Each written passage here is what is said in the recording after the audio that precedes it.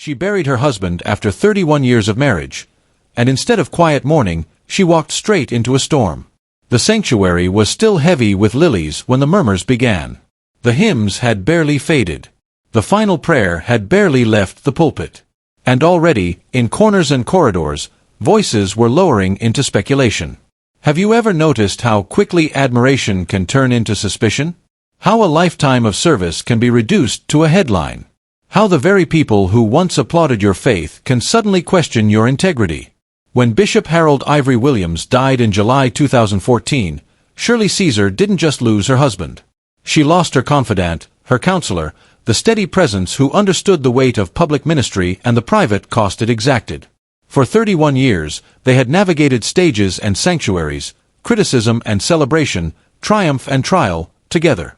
Now she stood alone at the edge of a freshly turned grave. And before her tears had dried, conflict erupted. His children from a previous marriage challenged aspects of the estate. Questions swirled about property, church buildings, personal assets, inheritance details few outsiders truly understood. Legal language replaced loving memories. Headlines replaced hymns. Instead of resting in quiet remembrance, Shirley found herself stepping into courtrooms and conference calls. Instead of grieving in privacy, she was grieving in public. And then came something even louder. In 2018, the internet exploded with claims that Shirley Caesar had misused $2.3 million in church funds. The number ricocheted across social media feeds. It was shared, reshared, dissected, distorted. For a woman who had preached integrity for more than half a century, the accusations struck like thunder splitting open a summer sky. Was the First Lady of Gospel hiding something? Or was she the latest target in a digital age that convicts before it investigates?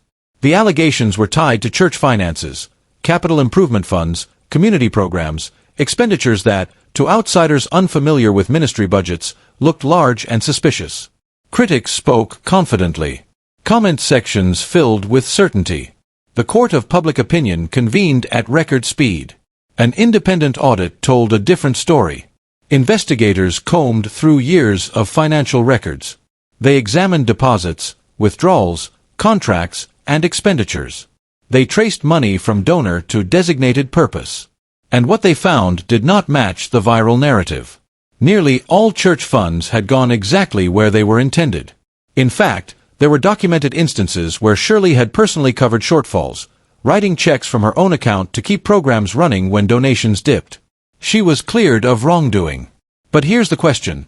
In our age of viral outrage, does the truth travel as fast as the rumor? And even when it does it land with the same force? To understand how she endured that season, you have to go back to the beginning, long before the headlines, before the Grammys, before the titles.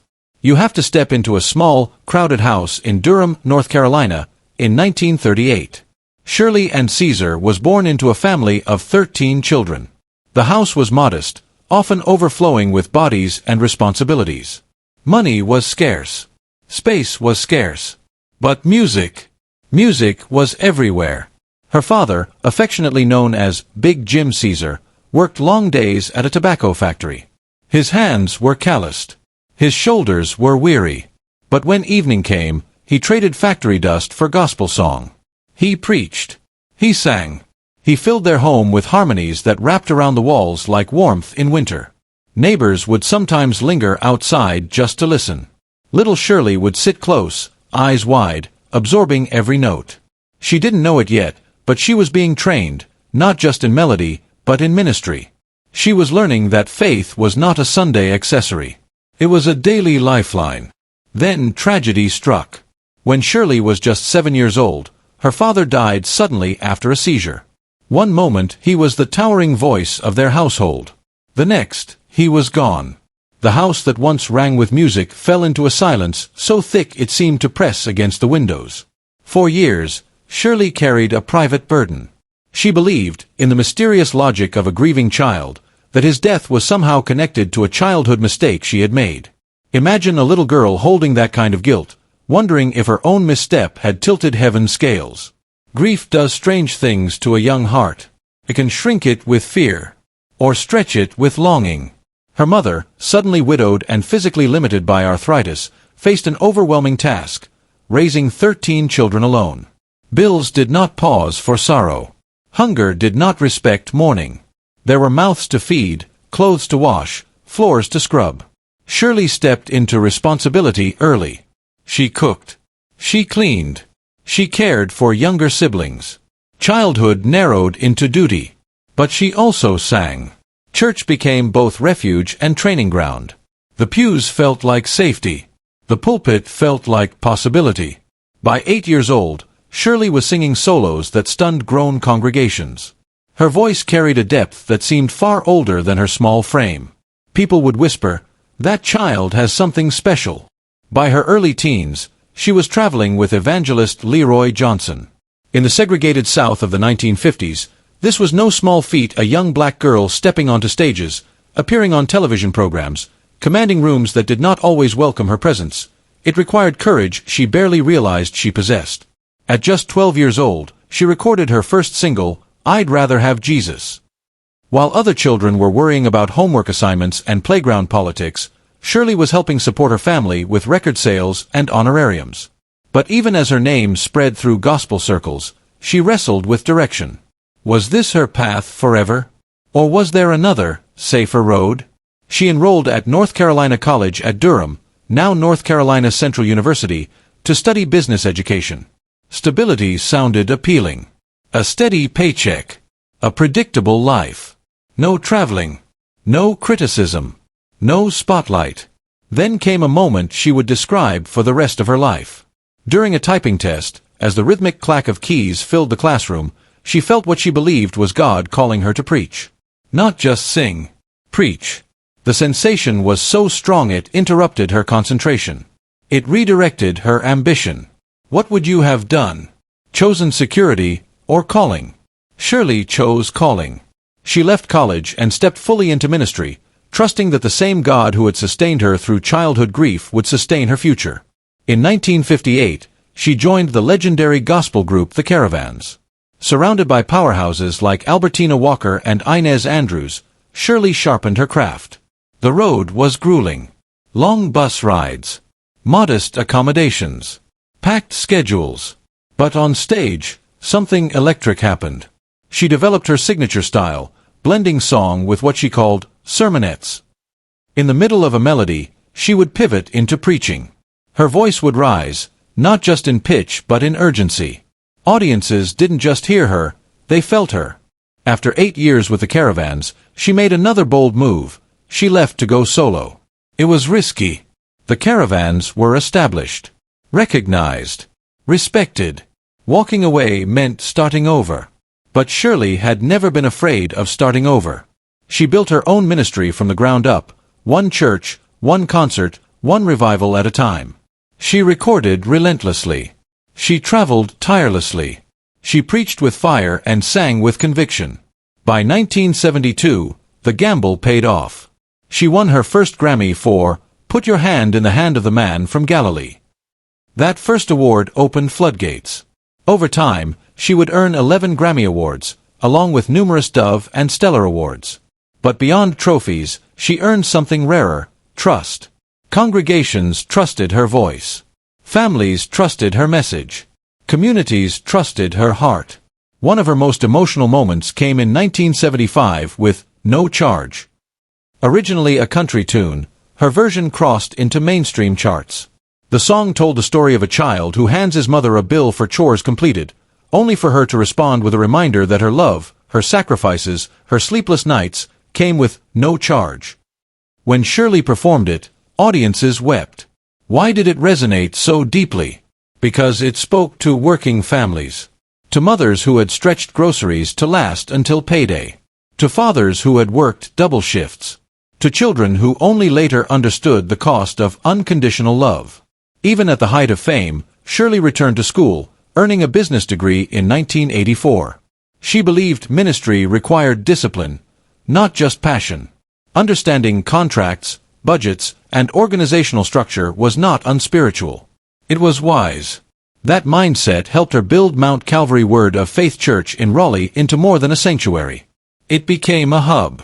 For nearly 4 decades, outreach programs provided food, clothing, scholarships, and holiday support to thousands. During Thanksgiving, baskets lined fellowship halls. At Christmas, children who might otherwise go without opened gifts with wide eyes. Much of it was funded quietly, personally. She once said she couldn't sweeten the entire ocean, but she could sweeten one cup. That was enough. So when the financial accusations surfaced in 2018, those who truly knew her ministry were stunned. They had seen the food drives. They had received the scholarships. They had watched her stay after services to pray for strangers long after cameras were gone. Still, the internet demanded answers. And Shirley answered, not with outrage, but with transparency. She welcomed the audit. She cooperated fully. She let documentation speak where emotion might have inflamed. When the findings cleared her, she did not gloat. She returned to the pulpit. Because for her, the mission had never been about image. It had been about impact. Yet the experience left a mark. How do you keep singing when your character has been questioned? How do you keep preaching integrity when your integrity has been dissected online? How do you continue loving a public that sometimes loves you conditionally? Perhaps the answer lies in that 7-year-old girl who once carried guilt she did not deserve. She had already learned that feelings are not always facts. That grief does not equal guilt. That accusation does not equal truth. The storms of 2014 and 2018 were not the first she had faced. They were simply louder. Today, when she steps onto a stage, there is more than vocal power in her presence. There is history. There is endurance. There is the quiet strength of a woman who has buried a husband, weathered lawsuits, survived public suspicion, and kept her faith intact. And maybe that's why her story still resonates. Not because it is free of conflict, but because it proves that conflict does not have the final word. So let me ask you, in a world quick to judge and slow to verify, how do we protect truth? How do we honor decades of service without letting a single rumor rewrite the narrative? And when storms come for people we admire, do we join the noise, or do we wait for the facts?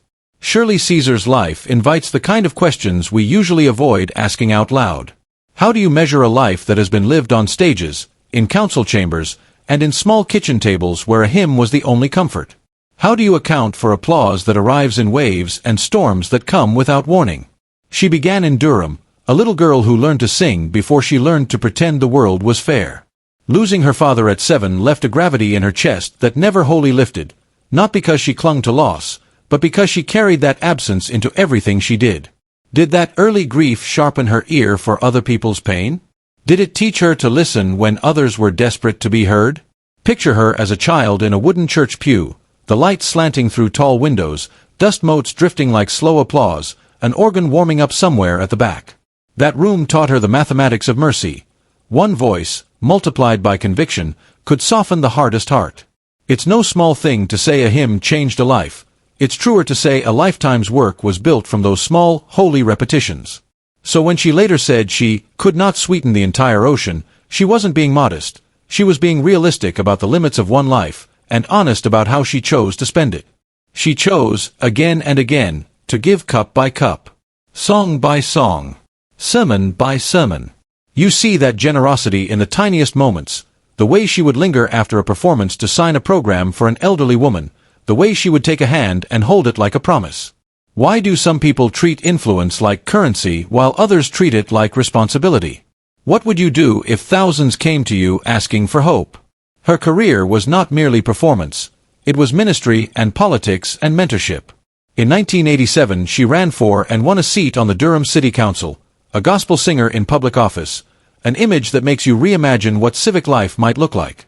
Can a choir-trained voice change the cadence of city governance? For her, the answer was yes. She walked into city meetings with more than a microphone. She brought a creed, focus on the needy, not the greedy. She pushed for affordable housing, jobs, and programs for seniors, translating pulpit urgency into municipal policy. What do you prioritize when you can use your platform to shape real-world outcomes? Her influence went from neighborhood sanctuaries to national ceremonies. She sang for presidents from Jimmy Carter to Barack Obama, earned a star on the Hollywood Walk of Fame, and won honors that read like a catalog of recognition. But these headlines obscure the private ledger, the late nights on tour buses, the solitude of hotel rooms, the small griefs she carried back from every city she left. How many victories come at the price of home? Years of relentless touring, more than 150 dates some seasons, exacted a toll. By the late 1980s, doctors found nodules on her vocal cords. Imagine going to bed with a devotion and waking with a voice that may not respond. Recording a live album in Chicago in 1989 while grappling with pain would have been enough to break many. She pushed through, because the music had become more than sound. When did duty to your calling become indistinguishable from duty to others who relied on you?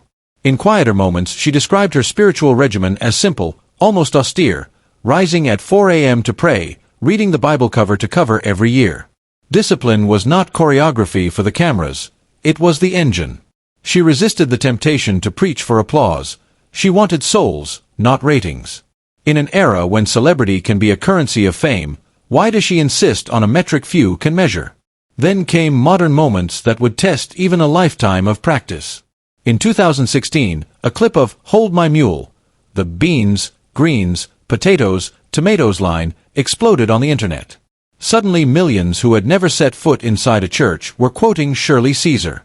Would you run from a viral moment that trivialized a vocation, or would you try to fold it into something deeper? She did the latter, embracing the meme as a possible bridge toward something more substantive. Could a joke become an open door? Harder tests followed. False reports of her death circulated in 2024 and 2025, a cruel modern echo of rumor mills gone digital. People left flowers at a doorstep where she still ate breakfast. Imagine strangers mourning you while you were making a grocery list in the same town.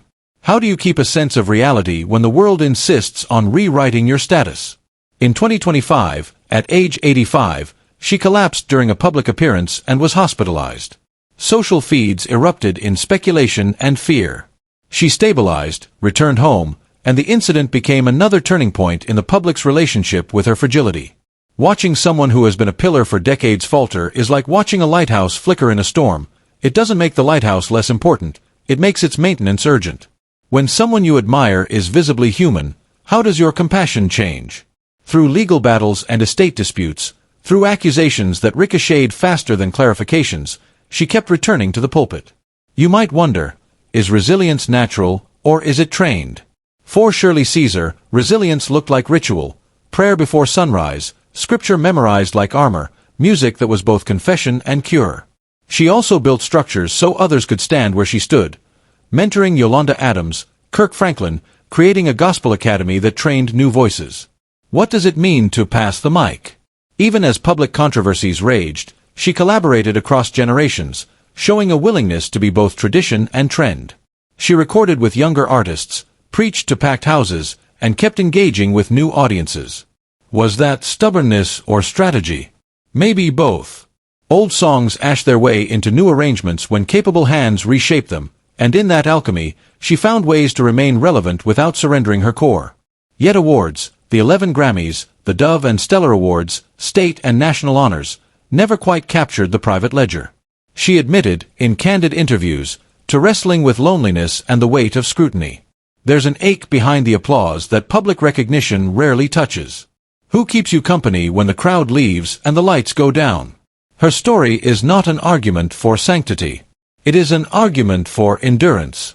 A little girl from Durham who lost her father became a woman who walked away from security for a calling, a widow who waded through lawsuits and internet storms, an elder who stood back up after collapsing in public view. Through every iteration, she modeled choices: integrity over noise, service over applause, purpose over popularity. What parts of your life would look different if you measured success that way? You can admire her for the obvious honors, the president's stage, the stars and trophies, or you can study the quieter ledger, the hours in prayer, the mentoring conversations, the visits to nursing homes where she would sing until a hand unclenched and a face softened. Which version of success matters more when you get to the end? In the end, perhaps, that is why Shirley Caesar's story still matters. It's not because she escaped scandal, she never did, nor because she garnered every possible accolade. It's because she kept showing up. She kept singing even when her throat was raw, she kept preaching even when her voice trembled, she kept serving even when the headlines didn't. If the world can turn on you overnight, what anchors you? Reputation, success, faith, family. Her life poses a simple, unadorned lesson. Influence without service is a fragile thing. You can be famous without being faithful to your highest calling. You can be admired and yet lonely. You can be celebrated and still carry wounds. But the measure that lasts, the one that endures beyond headlines and hashtags, is the habit of returning. When everything else falls away, what do you have left to give? So ask yourself, are you living to be applauded, or are you living to be useful? If a single cup of sweetness can't season the ocean, whose cup will you fill?